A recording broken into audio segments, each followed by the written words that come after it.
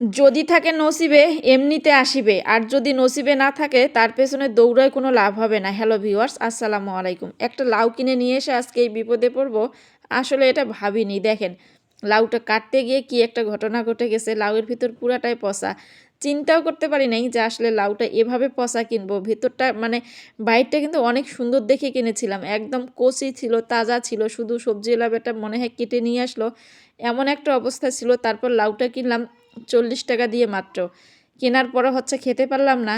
কি আর করার, যেহেতু লাউ রান্নার প্রস্তুতি নিয়েই রান্নাঘরে ঢুকেছিলাম, চিন্তা করতেছিলাম আজকে এই ফুলকপি আলু বেগুন সবজি রান্না করব না, কারণ গতকালকে এ রান্না করেছিলাম। আজকে চিন্তা করতেছিলাম যে লাউটাই রান্না করব, কিন্তু লাউটা কাটতে গিয়ে যে একটা হয়ে গেল। যদি এই সবজিটুকু আজকে ঘরে না থাকতো তাহলে হয়তোবা দুপুরে সবজি রান্নাই করতে পারতাম না। হয়তোবা মানে খাওয়ার সময় একটা গালিগালাজ শুনতে হতো আজকে আমাকে। কারণ আমার হাজব্যান্ড, ও আবার যতই কিছু রান্না করি না কেন, ও কিন্তু সবজি ছাড়া একেবারেই খেতে চায় না। চিন্তা করলাম যে খালি হুদাহুদি সবজি রান্না করতে দেখা যায় আবার মাছও রান্না করব, সবজি রান্না করব।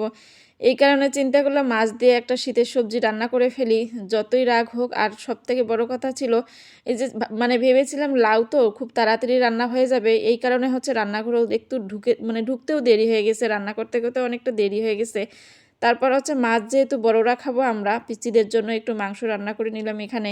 কারণ আমার ঘরে ছোট ছোট দুইজন পিচ্চি আছে, ওরা মাছ খেতে একদমই পছন্দ করে না, মাংস হলে ওদের কোনো আর কথাই থাকে না। এই কারণে হচ্ছে প্রত্যেকটা দিন আমাকে মাংস রান্না করতে হয়। অনেকে আবার বলে কি, যেভাবে প্রত্যেক দিন রান্না করেন কেন, একদিনে রান্না করে বক্সে করে ফ্রিজে রেখে দেবেন, তাদের 3-4 দিন এমনিতে চলে যাবে। কিন্তু আমার বাচ্চারা সেভাবে অবশ্য খেতেও চায় না। আর আমার কাছে কেন জানি ভালো লাগে না। আমার কাছে মনে হয় একটু টাটকা টাটকা রান্না করে দিলে আসলে ওরা খেতেও বেশি মজা পায়, আবার রুচিসম্মত খাবারটাও হয়। এই কারণে প্রত্যেক দিন অল্প একটু করে রান্না করি, তারপরে হচ্ছে ওদের প্রত্যেক দিনেই মাংস রান্না করে দিতে হয় আমার। আচ্ছা, তারপর হচ্ছে মাছগুলো একটু ভেজে নিলাম। মাছগুলো ভেজে নিয়ে তারপর মশলা কষিয়ে সেখানে হচ্ছে আলু বেগুন ফুলকপি দিয়ে দিলাম। টমেটো ঘরে ছিল না। তারপরও চিন্তা করলাম যে এভাবেই আজকে রান্না করে দিব। আসলে বাসায় যখন সে আসলো অফিস থেকে বিকালে, তখন তাকে বললাম যে আজকে লাউটা কেটে পুরাটাই ফেলতে হয়েছে আমাকে, পুরো একটুও লাউ নিতে পারি নাই। তারপর চিন্তা করতেছিলাম যে আগের থেকে যদি একটু নিতে পারি, মানে পচা তো পিছনটা পচে গেছিলো, সামনে একটু মানে ভালো ছিল। তো কাটতে গিয়ে দেখি সেটাও ভিতরে পচে গেছে। এই জন্য হচ্ছে পুরাটাই ফেলতে হয়েছে, একটুও লাউ নিতে পারিনি।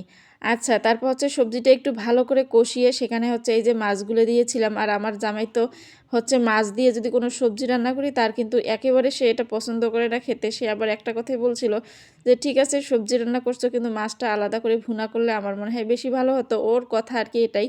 তো বললাম যে আসলে সময় পাইনি, খুব তাড়াহুড়ার মধ্যে রান্না করেছি, কারণ মেয়েকে নিয়ে স্কুল থেকে আসতে আসতে প্রায় 12টা বেজে গেছে। তারপর দুপুরে রান্না করতে হবে, সেটা আবার শুনে বলল যে আচ্ছা ঠিক আছে, এভাবে আজকে চলে যাক।